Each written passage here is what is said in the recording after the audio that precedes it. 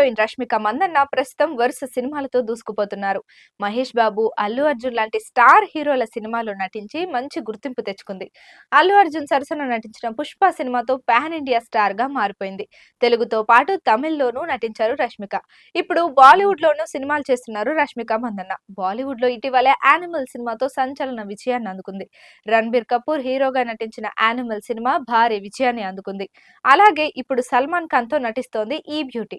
Salman Khan, Murugadoss combination లో వస్తున్న సినిమాలో రష్మిక హీరోయిన్ గా నటిస్తుందని టాక్ వినిపిస్తోంది.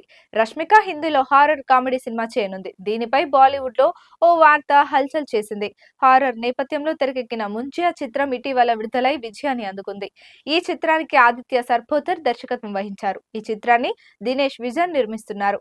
హారర్ కామెడీ నేపథ్యంలో తెరకెక్కిన ఈ సినిమా మంచి విజయాన్ని అందుకుంది. ఇప్పుడు వీరిద్దరూ కలిసి మరో సినిమా చేయనున్నారు. ఈ సినిమాలో ఆయుష్మాన్ ఖురానా, రష్మిక మందన్న కలిసి నటించనున్నారు.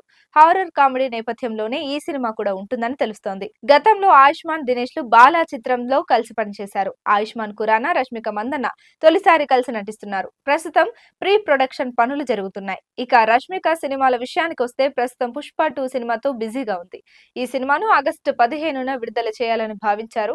అయితే ఈ చిత్రానికి సంబంధించిన పనులు పూర్తి కాకపోవడంతో సినిమా విడుదల తేదీని వాయిదా వేశారు. అలాగే రష్మిక మరికొన్ని సినిమాలతో బిజీగా ఉంది.